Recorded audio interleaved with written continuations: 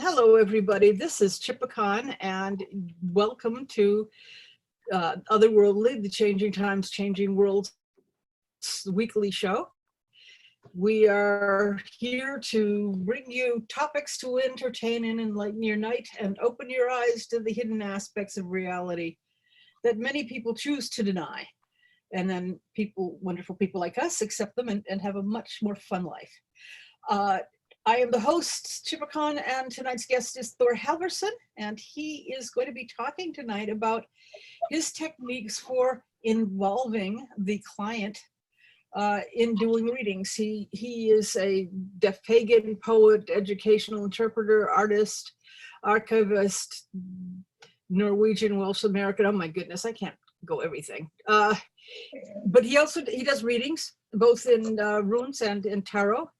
And you can get a lot better reading out for a client by involving the client. So I am going to, he's playing with his cards, or is it called playing when you're working with the cards? Thank you for coming, and I'm going to hit so that we get a close-up of Thor. Hello. Hello. I like you better with the beard. Your boss like you better? I really wish that I could grow a beard, but when I do, it looks like when I wear a mask, it makes me look like I'm wearing underwear. I didn't think so. I saw you with the beard and I liked it. But anyway, that has nothing to do with... Well, the problem is over here, I'm spotty. Right here, I could do a goatee maybe, but right here, it gets kind of spotty. It doesn't grow in well.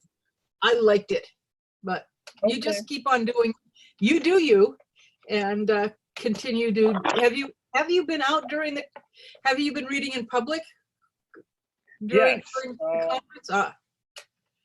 Well, I've read at conventions, and sometimes after our rituals, I would read. There you go. After we have a ritual, we usually have socialization time, and we would people would give readings for each other, or people would teach a mini workshop, things like that. And it's fun. It's fun. It works. The people who taught me how to read, they knew their stuff backwards and forward. One of them loves the Arthurian legends, so they're really good and deadly at reading with that. I have a few decks. This one I grabbed because I didn't find my other one. I put it away. My safe places are safe even for me. This one is one of my Norse decks. I have runes. I also have the first deck I ever bought 20 plus years ago with DJ Conway's Shapeshifter. Still one of my all-time favorite decks. The one I learned on, you can't even get anymore, and that was the Greenwood Tarot. And I accidentally gave that one away, not realizing it was out of print and not realizing it was worth $1,000. Yeah. Okay. I never thought something, because that was like one of the first decks I bought, and I did not think that it would go up in value. Boy, was I wrong. Anything rare does. Nobody can find or has heard of the deck I first got in some little shop in Harvard Square. It had Egyptian, it was black and white, and the images were Egyptian, and it was called the Thoth deck. Everybody says Thoth deck, they immediately think of Aleister Crowley's deck. No, that wasn't what I had. I had something else called Thoth deck, and I got it in black and white because I wanted to enjoy coloring. But shortly thereafter, I started making my own deck with the lovely little pattern on the back was a whole lot of tiny blue lines with one red line on the top. Yes, it was a set of index cards. Wow. Yeah, my teacher, her grandmother used to give readings using a regular playing card deck, and this was back in the 1910s and 1920s, and she was very much a flapper. That was her mother, and then her grandmother was the one who she said, you know, she was from the 1860s all the way up to like 1930-ish, Okay. and she was a little bit of a card shark, 4 foot something and a half, and you know, don't forget that half. She would make you regret it for a long time. And she was the only person who, according to my aunt's mother, could walk into a bar, lose all her money at a game of cards, and it was so cute that they would give all their money back. Good talent. And she could swear in such nice expletives that even sailors would blush, and that was not an exaggeration. And she could swear in like 7 different languages. Oh, they were probably just admiring it then. But yeah, yes. So yeah, so that kind of is interesting. So for me, when it comes to tarot cards, first, you know, the first thing I do is ground and center, and I ask the gods to guide me in what I say, and that what I say is exactly what the gods want me to say, and to allow me to have that degree of separation. And then, you know, I do the normal shuffling of the deck, and I put it in front of them like this, and I say, you know, either go ahead and shuffle it, reshuffle it for yourself, or go ahead and put one piece on top of one stack on top of the other. And then I ask them, whatever card's on the top, you know, is this the card you want on top? And they may say no, and then they may reshuffle it or whatever. And then the next thing I ask them is, do they have a pad of paper? Pad of paper. And the reason why, and I usually have them draw a line about 1/3 into the paper. Yeah, I saw that. And 1/3 into the paper. And regardless if I'm reading runes or if I'm reading tarot, that 1/3 column to the left, on the left side, that's the where I'm going to write what rune or what tarot card it is. I am not too particular when it comes to whether a card is up facing or upside down. I'm not too persnickety about that. I go by what I feel from the card and what symbolism from the card jumps out at me. And then what did it suit and all that other thing. But most of the time I go by instinct. And what is the relationship between the cards around it? So a lot of the times, yes, I sort of use my sociology brain for it. It's always fun. When it comes to runes, I look at which ones are up facing and which ones are turned upside down, and the ones that are up facing are the ones I use. And with runes, I sort of make a spiral with them. The very in the center, that is what relates to the person, and as you go outward, just the more exterior influences. That's just one you're not reading. using sticks. You're using the pebbles, not the sticks. I'm using cutoffs of branches to the little discs. Yeah, but little bits, not the sticks. No, Okay. I do. Jane did give me some sticks, and I'm still in the process of figuring out how to use that. I have to work with Jane to get a little bit better about that. But I have a disc that I made that came from 100 and some odd year old cherry tree that got struck by lightning and came down in our yard in Maryland. So I figured that was a valuable gift. Besides, I like cherry wood. Yeah, and like lightning struck trees, cool. Then maybe would folks like a how to read rune staves workshop, as opposed to using the I don't know, put it in the chat if you would like to have this is how we read the sticks. We'll get Yes, Jane too. Yeah, I would love to have that from Jane. Why not I would me? love. Oh, you too. Yeah, you're good at it too. Yeah, Yeah, I would love that. I learned it from her, but I do it myself. So Ah, even better.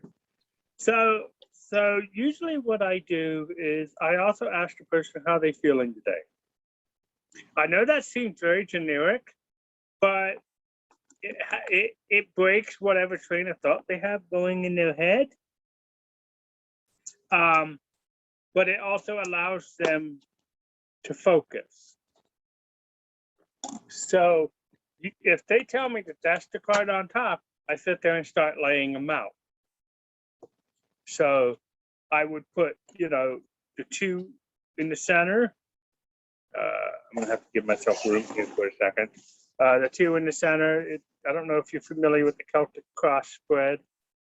So then you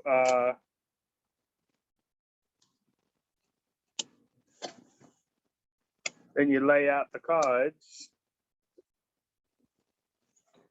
and that's usually 2 in the center with 4 going around it, and then 4 going up along the side. And this card it has quite a few, let's see, 1, 2, and this is me practicing. I've got 3 major arcane just in this first little practice reading. I usually pay attention to those because usually the major arcane means either from the gods or that is a major influence or major mover in the reading. Let me swap out here. Let me see how to do that. Hold on.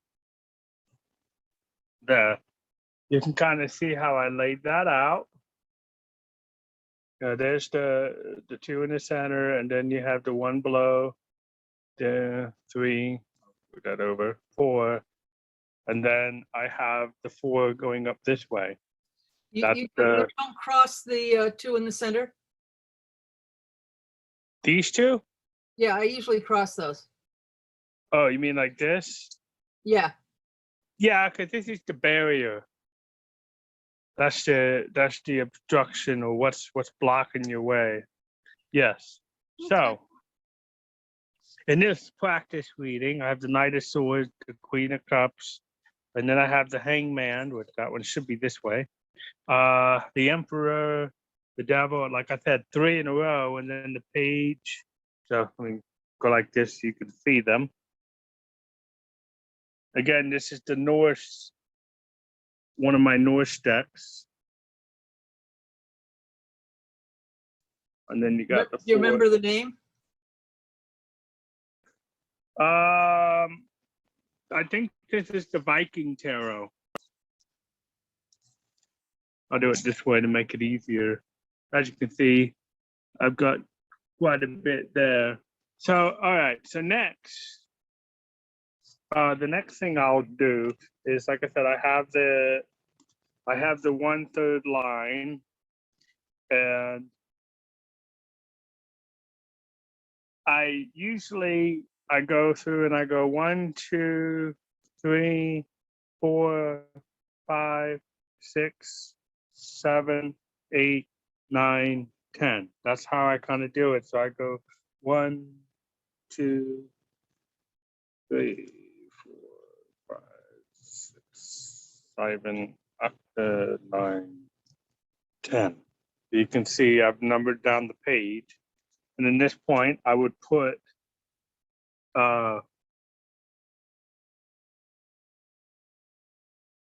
Knight of Swords, pardon my chicken scratch, Queen of Cups,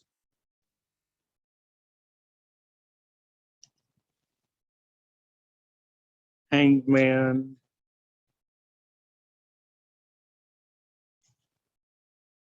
and Emperor.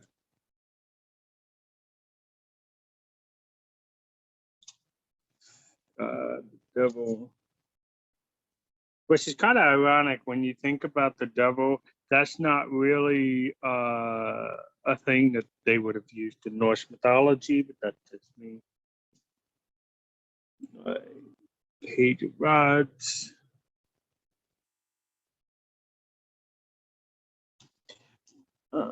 Then next is the Six of Cups, Four of Cups, Five of Swords, stop the card, and the last one is the Five of Cups. So that's sort of what I encourage them to do, so that way they know exactly what it is. And then I go through and I tell them, you know, the position and what they represent, and then the interpretation. So then I would do that, and that would be the position. And then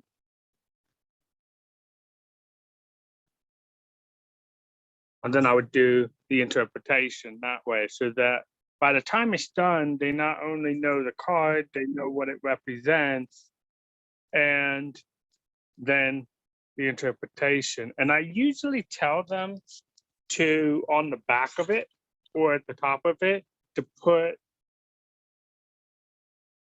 there, on the back or on top of it, I have them put a date, so they can put it to a time and day. But here's the thing I also explained to them. A reading is a snapshot. It's not a definite. It's not written in stone.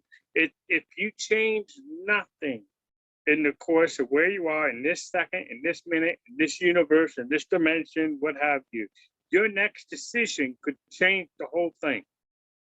But within this moment, it's a snapshot of where you are or what the situation is, and so forth. It's like taking the temperature. That's the way I call it. A temperature can change the next time you take a temperature. Now, obviously, in terms of temperature, we have an average temperature. But in this case, a reading is like just taking that temperature within that moment. It can change. And here's the thing. If somebody doesn't like a reading, it could be as simple as their next decision that could change that course. Or that next bit of information and awareness could help them make a more informed decision. Or the reading may point out an opportunity or option that they didn't realize they had. Or it makes them aware of a barrier that's in front of them that they need to be aware of or to watch out for, and how they can move ahead. It can also give them guidance as to what's blocking them, be it relationship or work-wise, gives them advice. The way I look at it, if somebody asks me, Typicon said that sometimes people are using their phones to record the reading. That's true. But here's the kicker with that. I would, if somebody chooses to record my reading, I would tell them that if they keep it, it's for their own personal record. I do not give them permission to put my reading online. Because doing so, you never know if somebody's in a position that being out on the net would be a danger. Like I worked in a public position. Or my photographs, yeah.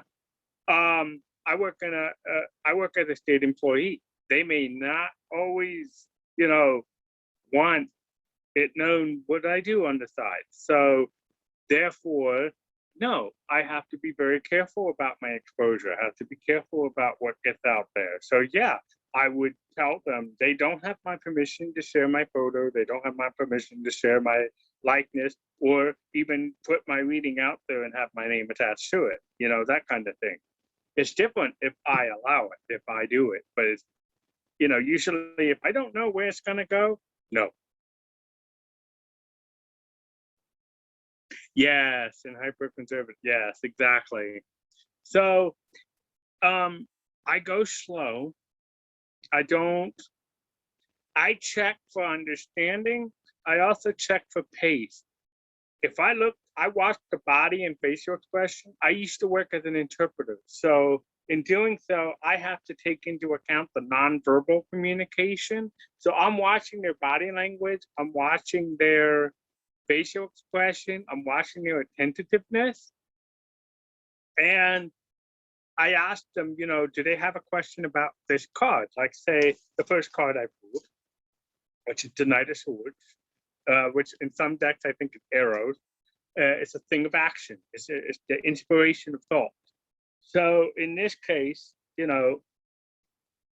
if they're not sure what that pertains to or whatever, I may even go so far as to pull a card from the deck and slap it on top of that one to try to see if there's more information that the deck can give me behind that card. I allow them to ask me questions. Sometimes I'm usually personally better at general readings, and sometimes it may not be quite so obvious to me right away what exactly is the subject at hand. Then I look at the suits. Okay, in this case, I've got swords, cups, and then 3 major arcanes and another sword and a rod. So in this case, I'm looking at that going, okay, the swords of action, where is the thing that's getting away is emotional insecurity. The whole thing of they can't get past their own emotional crutches. Okay, so they have all of this potential, but the problem is they don't have a way of following through, or they're doubting themselves, or they just don't have confidence or coping strategies that can help them get ahead of that. So the next one is the Hangman, and that's the present. So they feel very tormented by their stasis state. They're very tormented by their current situation, but they're looking for guidance. They're looking for knowledge. So they're not just sitting there doing nothing. They're seeking, they're yearning, they're trying to learn more to better understand their current situation and where to proceed from there. That is one of the hallmarks of Odin. He was always looking for knowledge, always looking for ways to stop the Ragnarok, if you look at the sagas. But he ended up investing in himself. That's the thing. He surrendered to the moment, he surrendered to the gods, but he also invested in himself. He put everything else aside. Knowledge acquired at a price. Yes. And it is a thing of sacrifice. He's surrendering to himself, he's surrendering to the gods, but yeah, it's a price. And so it means that it's knowledge learned is often through trial and error, often through investing. And a lot of times it's taking that step of faith, that leap of faith, putting yourself out there. So if this was an example reading, they have a lot of good ideas, but they can't get past their own hang-ups. And currently right now, they're trying to figure out if the price is too high of a risk to put themselves out there. They're indecisive. So in that case, the influence on that, the next card is the Emperor. And that's where they have to trust their instincts. They have to trust what they know. They have to trust what they do. They have to stand in their own self. And the thing about the Emperor is they know how to read what's around them. They have situational awareness. They know themselves well enough and what they're capable of. So what this person has to do is to trust themselves in what they know. They have to trust themselves within that moment. The next one is the Devil. And that is the influence on the possible future. And that is where you have to look at what you might see as failings or what obstacles are there. And that is where you have to be open to opportunities. You have to be open to the realm beyond yourself. And yeah, trust the gods. It links back to that whole leap of faith thing. But the thing I like about the Devil card is when you're stepping into new environments and new situations, you're stepping outside of what you know, and you have to be available to the opportunities and new knowledges that's out there. And you have to be willing to change your lens of perspective. You have to be willing to change your understanding and be open to new understanding. You know, that's what I see with this Devil card. What's he doing? He's pointing to an eye with a socket. Well, that's also of the spiritual world, mundane, spiritual. So in that sense, you have to see beyond yourself. You have to be aware of what's really around you. So the next one is the Page of Rods, possible future. And that one is, you know, you have to work with the materials you have to work with what you have available, the opportunities that are available, and you have to put some effort into it, you know?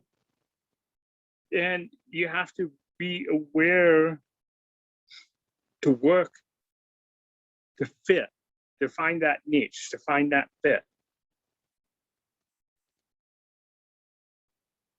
You just randomly drew the Page of Wands, same thing. Page of Rods, Page of Wands, same thing. It's where you open up yourself to really assess what's out there, but at the same time, it's potential. It's starting that process towards motion. It's putting thought into action. Huh?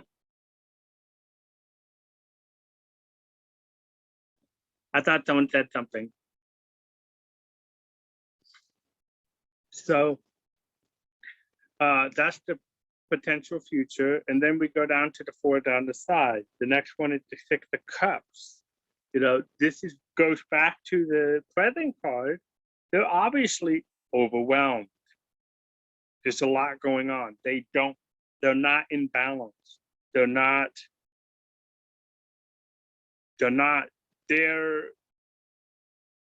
Despite how many cups she's trying to feed in, he's still not well. He's out of balance. So in that case, this is where things are in flux. So they have to find their way through it. And the next card is the 4 of Cups. And that's where they have to pause long enough to be able to reset, to find their baseline. No, the 4 of Cups, that's inspiration from the gods, that's knowledge from the gods, but it's also pausing, allowing yourself to let go and separate enough to come back down to baseline. And the next one is the 5 of Swords. And that's to have the patience to get through. Wait, I just missed what was said there. Hold on. Trust the gods, tie up your ship. Page, beginning, rods, motion, and activity. Yeah. Someone said the beginning of major lifestyle change for health reasons. Everything this new deck has been telling me says it's a good idea and will go well. Awesome. Okay. This next card is the 5 of Swords. So this person's going to have to be diligent. They're going to have to be aware of their obstacles, and they're going to have to work patiently to overcome with strategy, with diligence, and with patience. That's how they're going to get through it. It's going to take work. It's going to take challenging themselves. It's going to take breaking through those obstacles. And sometimes it's getting out of your own way and allowing that success to happen. All right, the last card is the 5 of Cups. Okay. Well, it's ironic because it's the same two people, but in this case, she's supporting him, and in this case here, he's having to realize that he has to stand on his own 2 feet. He can't just take without realizing it has to be in balance. So in this case, they'll be forced to come to balance. If they don't come to balance, then the supports they have will not be enough. Basically, if I were to sum this up, if you don't find it within, you're not going to find the answers. So that's what this whole reading would say, that this person has to find the strengthening answers from within. They keep looking it out. They keep grabbing from others their energy, their time, etc., without doing the work within. So that's what I would say of that. So that's a summary of one of my readings. Okay, I've got a question for everybody. Since this was random, Thor, did you create a, did you have anything in mind when you did it, or did you just lay cards out randomly? Randomly, just laid them out. Okay, because of that, I'm wondering if anybody in the audience here said, oh, I think that reading is meant for me, because that could have happened. No, not me. No, I have a very hard time doing a generic reading. I have to concentrate on something, or I get random cards that don't pull together. So, well, I've seen that happen, but sometimes, for example, I had somebody come up to me and I just had like disaster in a nutshell, like 7 major arcanes, all the bad cards you can imagine. And the only thing that came out of that was I looked at the person and I said, okay, so how many people have you gone up to in the last 6 months to ask for the same reading? They're like, what? I said, yeah. They're like, how did you know that? I said, well, my cards are basically growing up on you, which means they don't want to necessarily tell you anything, because my cards are basically saying the gods have answered, you don't want to listen. So they're just throwing up garbage as a way of telling me that they already had the answer. They're just reader hopping to try to get the answer they want without really listening to what the gods were saying. Well, I had somebody who got that in a reading, and when next I saw him, he was bald from the chemotherapy. His wife had left him. His mother had died, and I think he was also been in an auto accident. No. That was all between 12th Night and Penzic. Wow. Ooh. Yeah. It occurs to me that the idea that you have of having the person make out a list of the cards and their meanings, you could also, if you use the same reading on a regular basis, like Celtic Cross, you could actually prep a blank form that they could then just fill in themselves, thing where you have the layout and the position, and then they just can fill out which card it is and have another sheet with the spot for the for them to write in the meanings.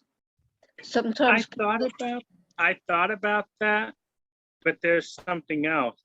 It has to do with the hand to mind connection. I'm a visual learner, so by writing something out, I remember it better. So by not providing so many things already, that's involving them in the process of detailing it, and they're more apt to remember it. And it causes them to think about it a little more. And it also, for me, it sets a pace thing.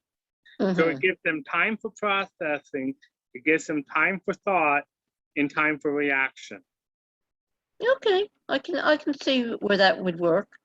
Yeah, that's in one of the examples was I was at one of our conventions and one of the ones I go to. I don't remember if it was Barticon or whether it was CTCW, one of those two. I was set up as a reader, and there was like 2 or 3 other readers. And I personally don't take money for my readings. It's just because that's the contract I have with the gods, just because I see it as service. But the other readers wanted to set a set rate for reading. And they were like, well, what's your rate? I'm like, they don't have one. And they were like, you're demeaning our profession. You need to have a rate. And I'm like, fine. I took out a jar, took a piece of tape and wrote donations on it, put it on there. I said, whatever rate you come with, I'll set up a donation jar. And the guy got very mad at me. He goes, you're undermining my professionalism. And I was just like, dude, to each your own. And he was going through and he started giving readings and he was popping them through. Wash my palm with silver. I don't know that saying. Oh, that's a gypsy thing. That you say that in order to, if you've got a curse, you break the curse by putting silver across the palm where there's a curse shown in the palmistry. And and then of course the gypsy keeps the coin. Mhm.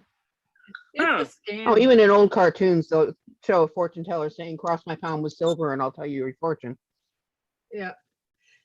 I've never heard silver that is- one. Oh, you hadn't heard it? Okay. Haven't watched enough old movies, I think. Yes. That's okay. So so what ended up happening was they were going through, and for every reading I was doing, this guy had like 5 or 6 people done.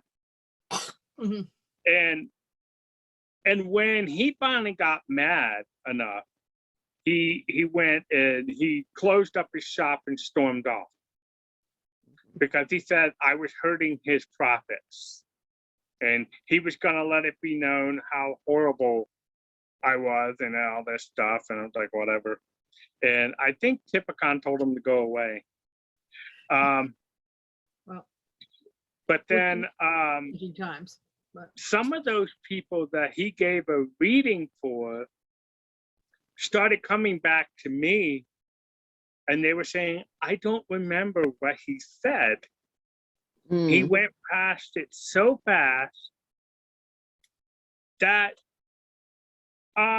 they couldn't remember. So I offered to give them a reading for free, and I went through it the same way I just did, let them write it down and so forth, and gave them my interpretations of everything. And that was the first time I actually did it this way. And like 3 years later, I went back to that same event, and some of those people that were from the same previous event came up to me and said, thank you for letting me write it down. Thank you for explaining it. Thank you for going through all that whole process. They said I was spot on. They got the information they needed. And because they could write it down, they could meditate on it, they can recall it. And one of them actually on the page behind it, you know, they turn the page. Yeah, that's it. They wrote down like what happened 6 months later or what events went with that. So they started to keep a log of their readings, not as I must adhere to it, but more of what did I learn. Nice. I want to, that reminds me of the dragon bones. Dragon bones are a predecessor to the I Ching, where they would heat up a bronze pin and put it down either on a turtle plastron or a scapula bone, and the hot metal would cause a bunch of little cracks that were then interpreted, and that they say led to the development of the I Ching trigrams. But the cool thing about the dragon bones, which I really like, is, and this is the oldest type of divination that we have any record of, on the back of the scapula or whatever, they wrote down the question and what the answer was and what happened. And in the archives, when they have found collections of these, they often find that the emperor or whoever had asked the same question over and over, the same way our clients do today. Like, I want a different answer, so I'm going to ask another guy. Let's take a different reading on that and see if I get a different answer. But they would write down on the back how it was interpreted. Yes, here you got the cracks on the front that you can read, but then on the back they wrote, this means this, and it's got the date and here's the question that was being asked, here's how we interpreted it, and this is what happened down the road. I think this is a very useful technique for anybody who is beginning to or currently practicing. I just love this as a technique, and I love the fact that it goes back to the very first recorded technique. And that's So- sort of how I learned myself. I'd flip out the cards and I would write them down kind of like that. And I would try to write down what I was feeling. And sometimes what I realized is what I'm feeling is close. It's the Terror of the Northern Shadows. Thank you. Yeah. I know I had more. I lost the cover box. It got messed up in shipment. So I lost the cover box. It got like rained on, whatever, but the cards were in plastic, so they were fine. So I put them in a bag and I wrap them in the cloth. I normally put a cloth that stays with the cards on the table so that it maintains that sacred space, so to speak. And I usually keep them together. And then I keep all my tarot stuff together too. So they all seep with each other, so to speak. That I keep it all with my ritual stuff. And sometimes I put stones with them, depending on what I find has affinity with the deck. Like my rune set has like 5 or 6 stones I've thrown in there. You know, just because.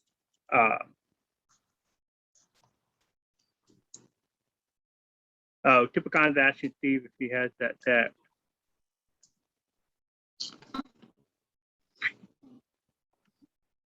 Yeah, the one thing I don't have with this one necessarily is the book. I have to look and see if I still got the book for it.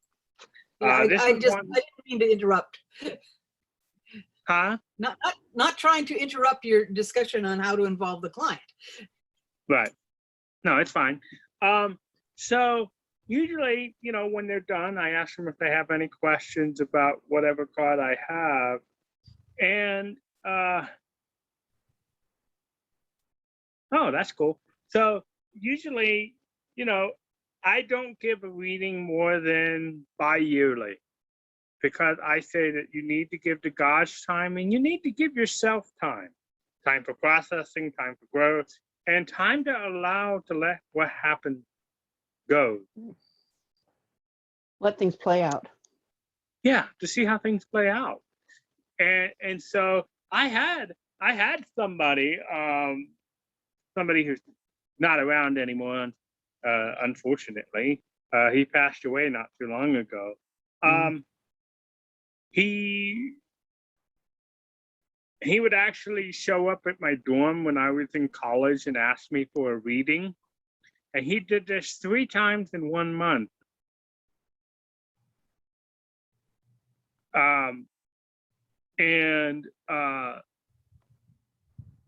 I just looked at him and I said, no, I don't do more than 2 readings yearly for one person. Meaning I give 2 readings for that specific person a year. That's it. Now in a sitting, I could do 30, 40 readings. But usually, you know, I tend to go about a half hour or so per reading, only because I take my time. That way I'm putting my thought and energy behind it, but I'm also giving them time to absorb it, to write it down, to think about it, so forth. So I don't. And so, yeah, in about an hour, I probably do 2, maybe 3, if I'm lucky. When I was doing it in a coffee house, if I had repeating clients, that was when I would ask them, what are you asking this time? Because if you're doing a general reading, no, a couple times a year is fine. But if you are using this to decide which stocks to buy, or, you know, whatever you're using it for. One of my clients was a lawyer who could not shuffle. And he'd come, so he did like a 3-year-old. I said, just put them on the table and stir them up. And if, as long as they're thoroughly mixed, I can do the reading for you. But he arrived with, you know, with his law degree and practice, but he could not shuffle a deck of cards. I was like, no problem. The cards will take care of themselves. Mhm. But repeating customers do want, as long as it's not, this is what's going on in your life right now. If it's a, gosh, I need to know what's going on in this situation. Yeah. Would you say that was different? Yes, that's different. Yeah, as long as it's a different reading than what the first reading was. I mean, if it's a general reading, yeah, twice a year. If it's something more specific, like they're seeking advice for romance, or how to see past an obstacle for a problem with their relationship or a problem with their job, you know, if it's something that specific, yeah, I could do more than one or more than twice a year, sure. But Would you? what I would watch out for is people who come back and wanting you to help them make every decision. Mm, Oh yeah, no, cards won't make decisions for you. You Yeah. Yeah, never even want my to let the cards, even my cards get annoyed with that. Yes, they do. The runes do too. That blank rune will keep coming up and say, no, not going to talk to you anymore. Right. Right. Now with runes, what I like about the runes is that with runes, it is completely what you know about the rune, but also what you literally have to trust your gut and the instincts and the gods on that, because there aren't always pictures. Yes.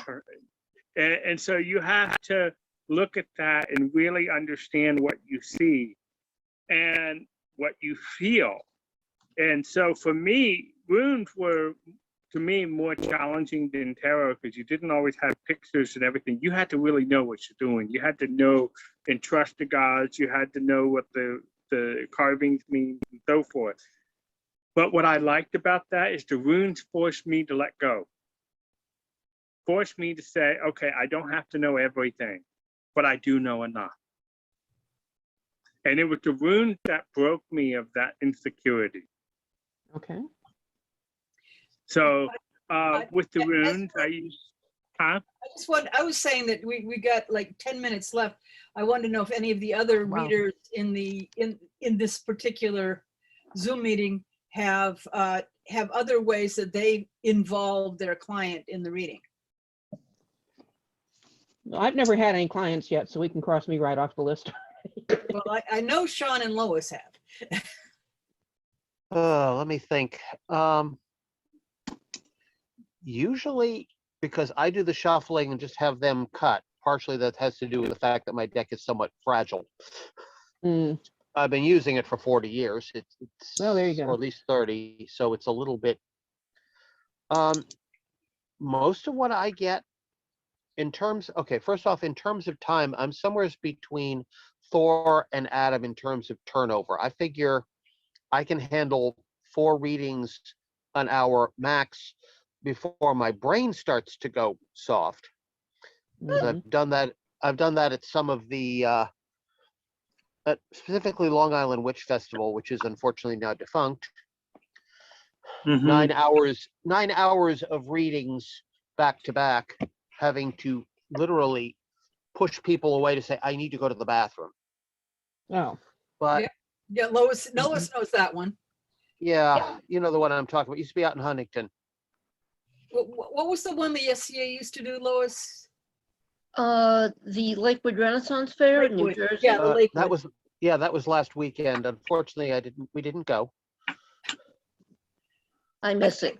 I think Yeah, we so do were there I. once. That was when I started at 10 and ended at 6, and they brought me my infant to nurse while I was reading, and I still had a change of client every 15 minutes. Yeah. To me, that's why I much prefer, for a public event like that, I much prefer tarot, because the tarot, you put it down, the cards tell you the thing. If I'm doing a palm reading, I've touched them, and it's very hard to, Kathy takes about a half an hour to do a palm reading. So it you know, links, you get a lot stronger link. It's easier to take all the cards, put them back in the deck, shuffle them again, and you're ready for the next person. I let the cards do the work. There's going to be a lot of readings. And the last one I was at, I was doing palms and runes, because they didn't have anybody doing either of those two things. And I found it was a lot more comfortable switching from one form to another. I don't know if any of you let your that. brain reset. Yeah, it was really nice. That and I go through large quantities of chocolate and read in sessions like that. Yes. Or when we're doing a one of those high school graduation nights where we start at 10 and go till 4 a.m. Oh gosh, and they never want you to leave. They've hired you for 3 hours, and then they won't let you go, and you 6 hours later. And can I have more money? I guess you can go now. The usual reaction is, we'll pay you more. Give us a minute and we'll cut the check if you want to stay another 2 hours. And plus they usually give us, at that point, they usually give us breakfast.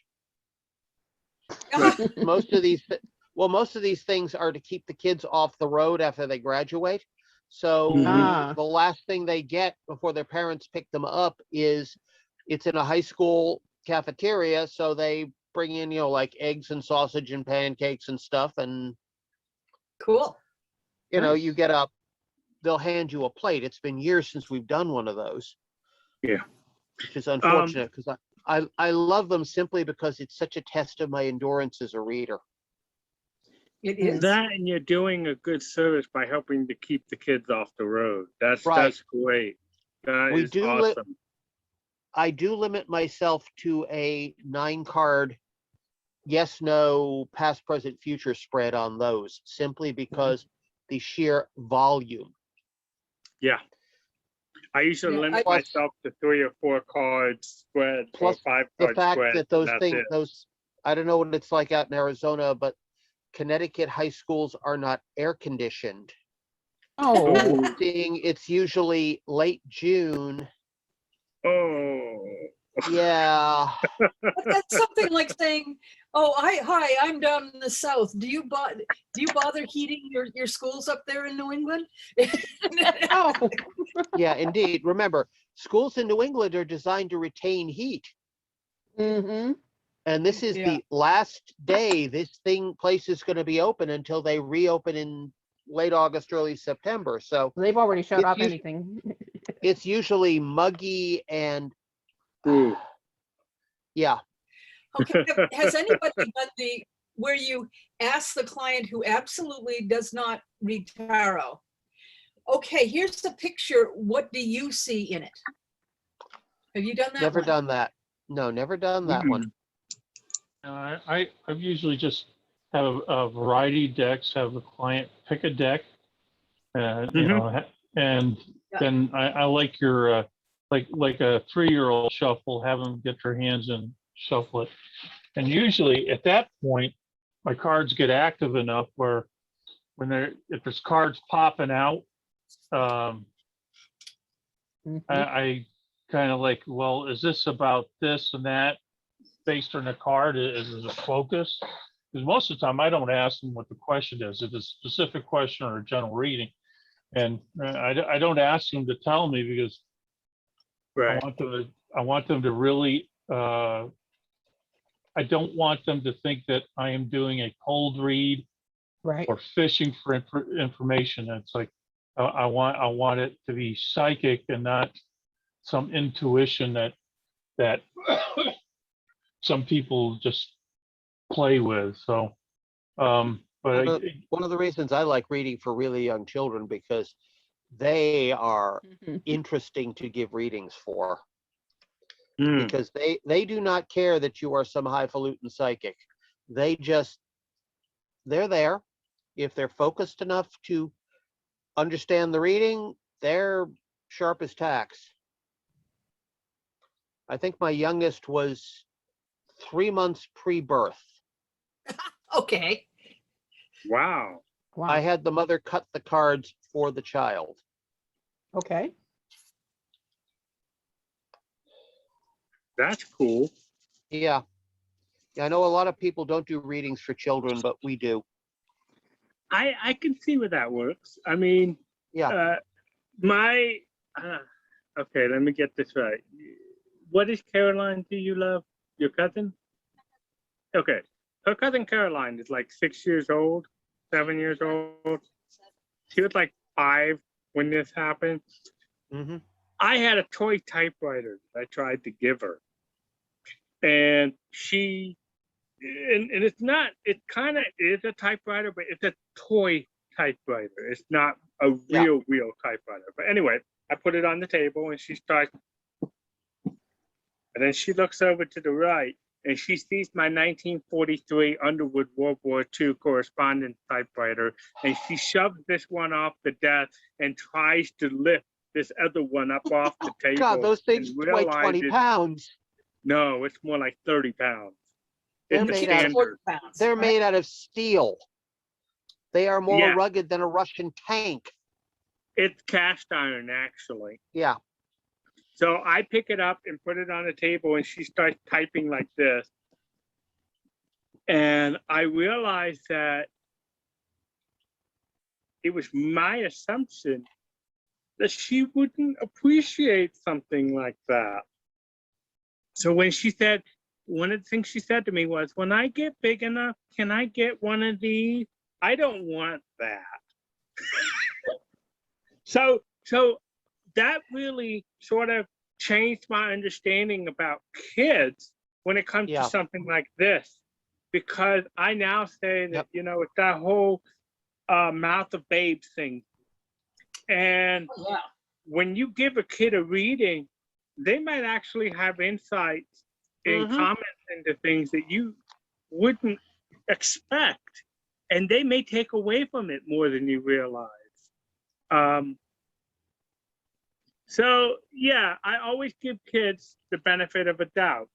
Her cousin Caroline really instilled that. She's a real. I give them adult readings, though of course I will, things like the Hangman and the Devil, I will be a little bit more tactful than I usually, a little less explicit than I usually am when I'm reading for an adult. Make sure that they simply because I understand. don't. Right, I don't want to scare them, and I also don't want to piss off the parent. Right. Yeah, if I had a minor come to me when I was at a show or even a Finsterfest, which was this is a spring thing that the city did. I would say, go ask your parent if you're allowed, because living in Albany, New York, basically doing these in the 80s. Not. I didn't need to have family coming down screaming and yelling at them.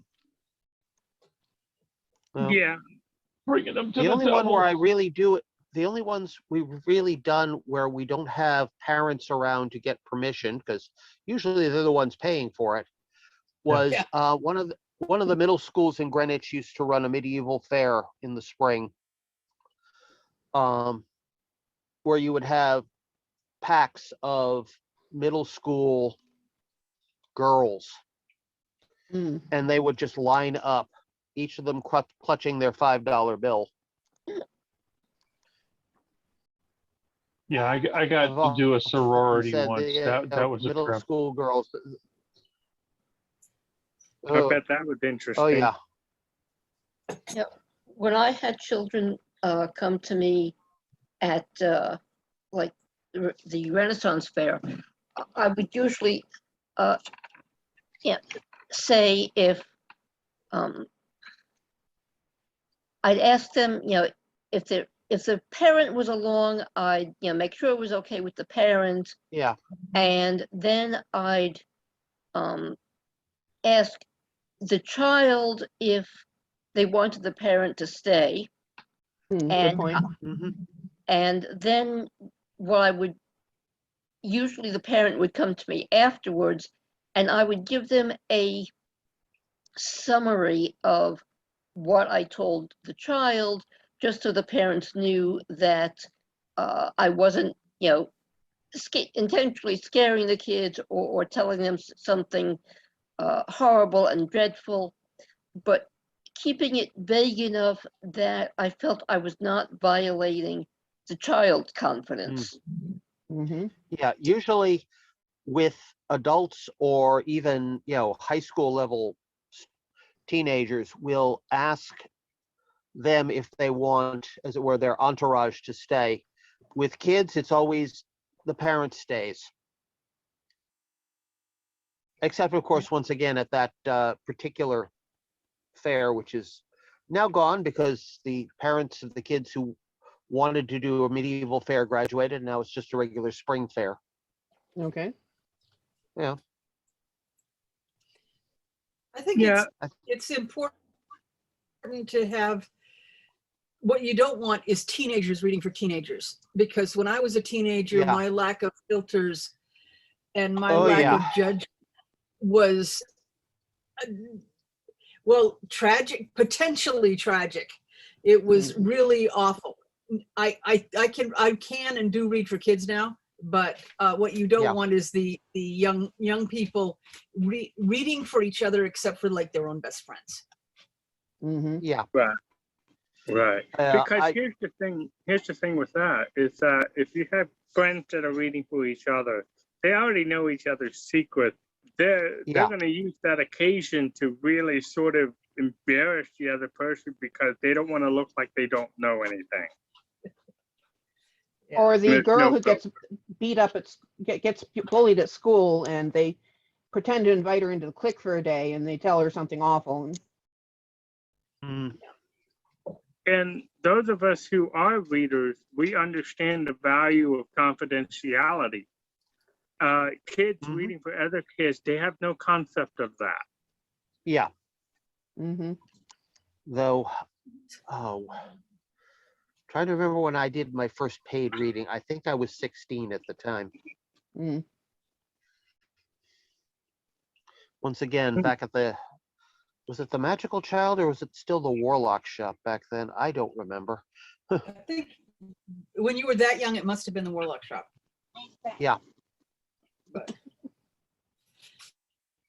Well, that but would yeah, have been like, you need a certain amount of, there's a reason the signs say reader and advisor, Yep. because you are giving them advice, and a lot of what's important advice is, these are factors you should take into account, but it is your decision to make.